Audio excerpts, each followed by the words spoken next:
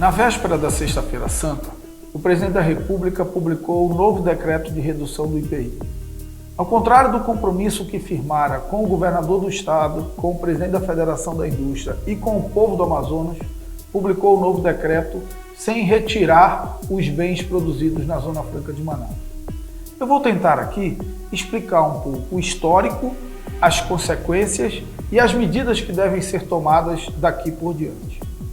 Todo esse debate se iniciou com um processo de negociação entre o Ministério da Economia e Coalizão à Indústria, que tem dentro da sua composição membros do Polo Industrial de Manaus, em que o Ministério anunciava a redução de 25%, mas todo o tempo da negociação dizia que ressalvaria os bens produzidos na Zona Franca de Manaus.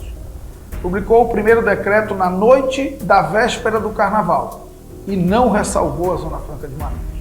Diante disso, houve uma reação da indústria, uma reação do governador do estado do Amazonas e uma reação da nossa bancada federal, travada na negociação e travada também na luta política de resistência dentro do parlamento.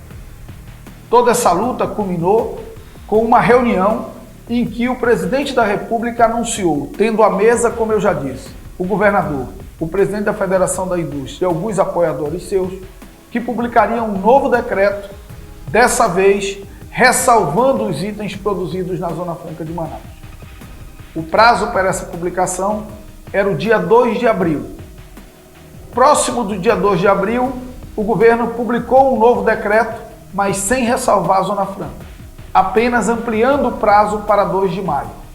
E agora, na véspera da Sexta-feira Santa, nós fomos surpreendidos com a publicação do decreto que prorroga a redução de 25% e que, mais uma vez, não ressalva os bens produzidos na Zona Franca de Manaus.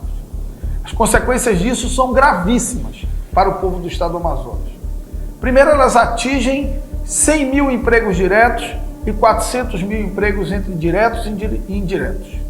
Depois, elas atingem uma redução drástica na receita de CMS do estado do Amazonas.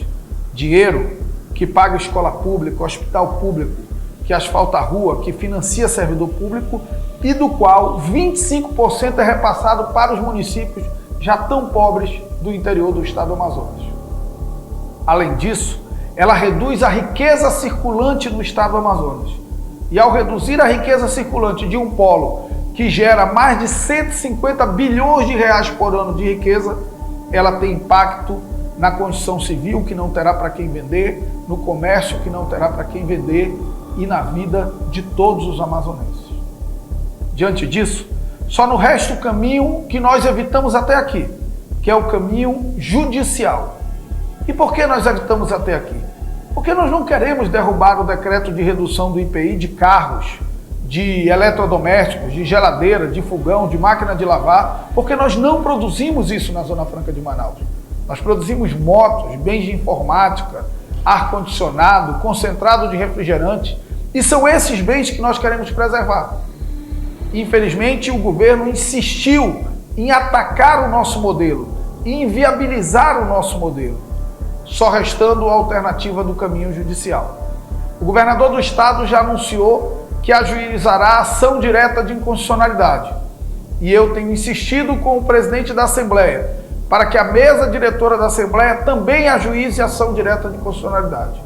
E eu estou propondo uma representação eleitoral, porque a Lei 9.504, a lei eleitoral, estabelece claramente como conduta vedada àqueles que vão concorrer na eleição o oferecimento de qualquer benefício sem contrapartida no ano de eleição.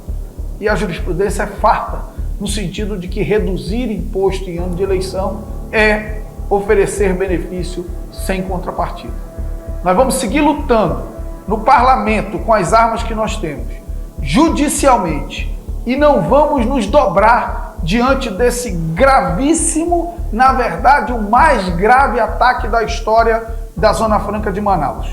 Estaremos ao lado do povo do Amazonas.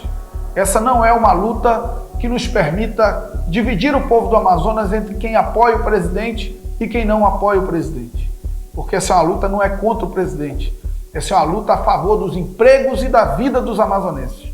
Portanto, nessa luta só tem dois lados. Quem está ao lado do Amazonas e quem está contra o Amazonas. Eu não tenho dúvida de que o meu lado é ao lado do povo do Amazonas.